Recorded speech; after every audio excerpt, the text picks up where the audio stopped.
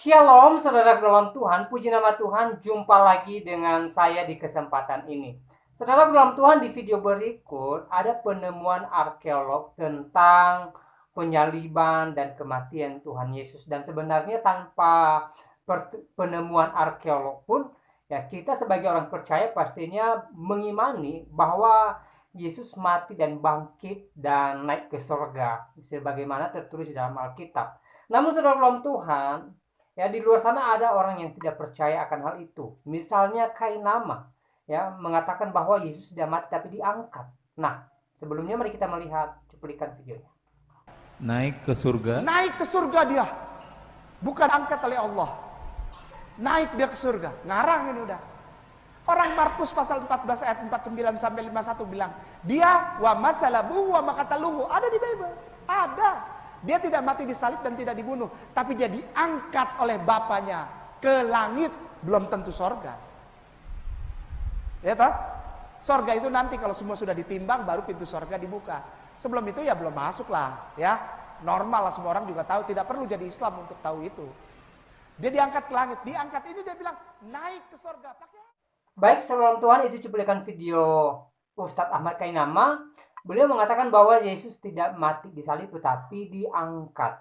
Nah, saudara Tuhan, tentunya ini bertolak belakang dari Alkitab dan juga bertolak belakang dari penemuan para arkeolog berikut ini.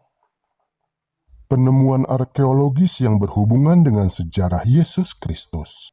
Kayafas adalah seorang imam besar Yahudi yang menghasut orang banyak untuk membunuh Yesus. Dan itu artinya imam besar Kayafas memiliki peran besar dalam peristiwa kematian Yesus Kristus. Keberadaannya dicatat juga oleh Yosefus, yaitu seorang sejarawan Yahudi di masa lampau yang menulis untuk kepentingan bangsa Romawi. Dalam sebuah catatannya, Yosefus menuliskan seperti demikian. Selain mengambil paksa Yusuf, seorang imam besar yang bernama Kayafas menunjuk Jonatan, putra Ananus, mantan imam besar, untuk menggantikannya. Pada tahun 1990, sebuah makam keluarga ditemukan di selatan Yerusalem yang berisi 12 osuarium atau peti tulang belulang. Koin-koin dan tembikar yang terdapat di makam tersebut adalah berasal dari sekitar pertengahan abad pertama Masehi. Osuarium yang paling banyak hiasannya dengan beberapa pasang tulang di dalamnya berisi nama Yusuf putra Kayafas. Banyak pakar yang percaya bahwa itu adalah makam dan peti tulang Kayafas, imam besar yang terlibat langsung dalam kematian Yesus Kristus. Dan pada tahun 1961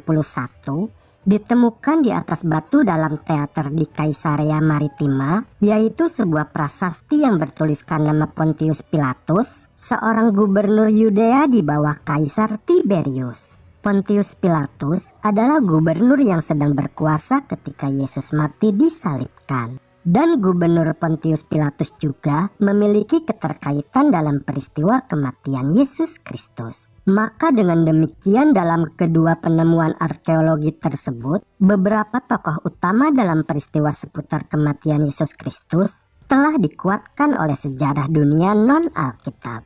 Sejarawan sekuler pada 2 abad pertama Masehi juga berbicara tentang Yesus dari Nazaret. Sejarawan Romawi yang bernama Tacitus menuliskan tentang Yesus Kristus. Tacitus menuliskan tentang eksekusi kematian Yesus yang dilakukan oleh Pontius Pilatus pada masa pemerintahan Tiberius. Dalam tulisannya, Tacitus juga menuliskan tentang orang-orang Kristen awal yang hidup di Roma.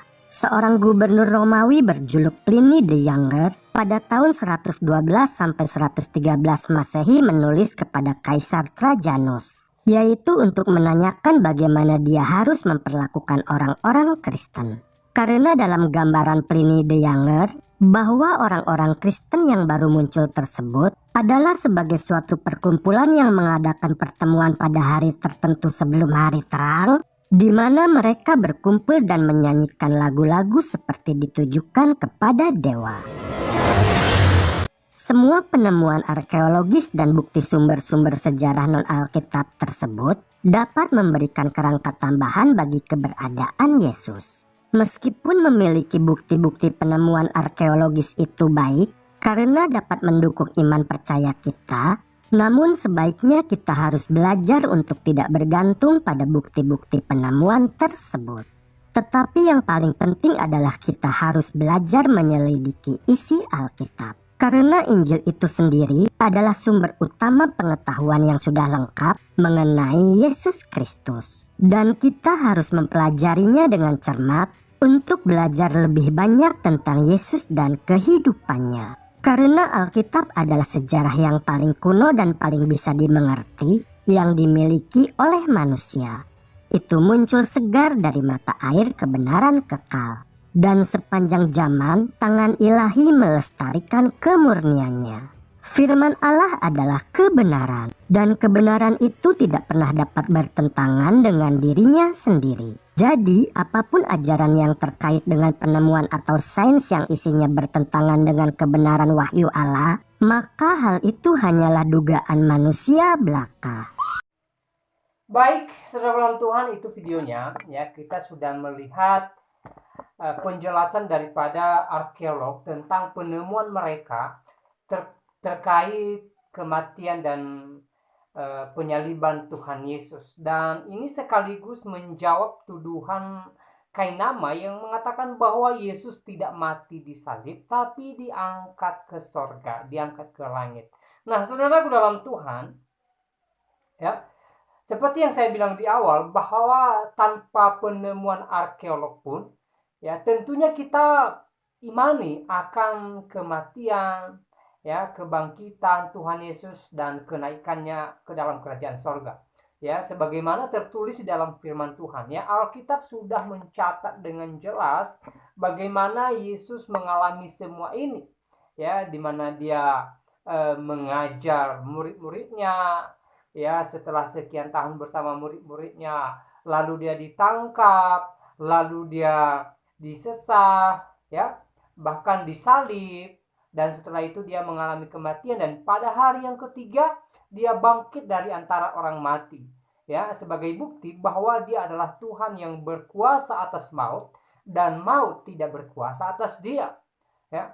Dan saudara dalam Tuhan, setelah dia bangkit, ya, firman Tuhan mencatat bahwa dia menampakkan diri, ya, kepada murid-muridnya dan juga kepada orang lain, misalnya Maria Magdalena, ya. Saudara dalam Tuhan, ini merupakan bukti nyata yang ditulis oleh Alkitab bahwa Yesus benar-benar bangkit dari antara orang mati. Dan ketika dia naik ke surga, disaksikan oleh murid-muridnya, saudara dalam Tuhan, bagaimana dia terangkat ke surga setelah melewati yang namanya penyaliban, kematian, kebangkitan, saudara dalam Tuhan. Ya, ada saksi mata tentang hal itu. Ya, jadi tuduhan daripada Ustadz Ahmad Kainama tadi saya katakan tidak benar adanya. Ya, beliau tidak punya data, tetapi asal ngomong, asbun, asal bunyi. Ya.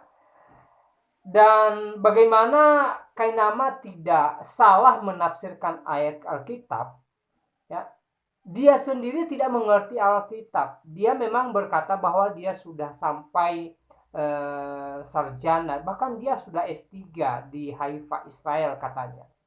Tapi nyatanya tidak demikian, saudara dalam Tuhan. Ya, beberapa hari yang lalu di video saya juga saya share satu cuplikan video teman-teman Kainama yang menyaksikan bahwa Kainama ini sebenarnya hanya asisten pengajar kor di gereja atau pengajar lagu rohani di gereja, ya, tidak lebih daripada itu kata teman-temannya. Saudara bisa cek video saya sebelumnya, ya. Jadi wajar saja kalau dia ngawur membahas Alkitab, wajar saja kalau dia salah, ya, menafsirkan Alkitab dan berkata bahwa Yesus tidak mati di salib, ya. Dia hanya tahu memutarbalikkan fakta kebenaran Alkitab. Tapi nyatanya dia sangat tidak mengerti Alkitab, bahkan bisa dibilang dia sangat bodoh tentang Alkitab. Saudara bisa cek lah videonya. Kalau dia membahas Alkitab, pasti dia butuh bantuan Om Google, ya. Tanpa bantuan Om Google, ya, Kainama tidak tahu Alkitab, tidak bisa membahas Alkitab, tidak bisa menafsirkan Alkitab. Saking dia tidak mengerti Alkitab, ya. Cuma disayangkan, ya, gitu-gitu dia membohongi orang, membodohi orang.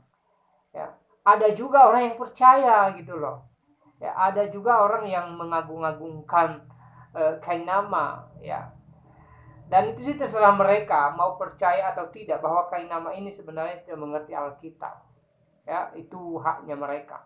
Tapi pada intinya apa yang disampaikan oleh kainama ya tentang ayat-ayat Alkitab itu tidak sesuai dengan penafsiran ayat tersebut.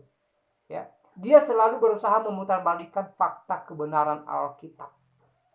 Ya, jadi sekali lagi, ya Alkitab mencatat dengan jelas bahwa Yesus mengalami semua itu. Bahkan para arkeolog pun menemukan berbagai bukti bahwa apa yang dicatat di dalam Alkitab memang benar adanya. Ya, terjadi sesuai dengan yang dicatat di dalam Alkitab. Dan tentu kita imani apa yang dipesankan firman Tuhan di dalam Alkitab. Ya, tentu kita tidak percaya dengan kainama. Ya, karena kainama pun hanya manusia biasa yang kerjanya memutarbalikkan fakta kebenaran Alkitab. Tentu kita tidak percaya dengan omongannya. Tentu kita percaya dengan Alkitab, saudara dalam Tuhan. Ya, karena Alkitab itu adalah firman Tuhan. Ya, Alkitab adalah sumber daripada kehidupan kita. Ya, dan di Alkitab kita bisa menemukan Allah yang benar. Nah, saudara dalam Tuhan, saya tidak panjang lebar menyampaikan pesan video ini. Selebihnya saudara bisa berikan tanggapan saudara di kolom komentar. Berikan tanggapan yang baik, yang positif, terutama tanggapan yang memuliakan Tuhan. Tuhan Yesus memberkati kita semua.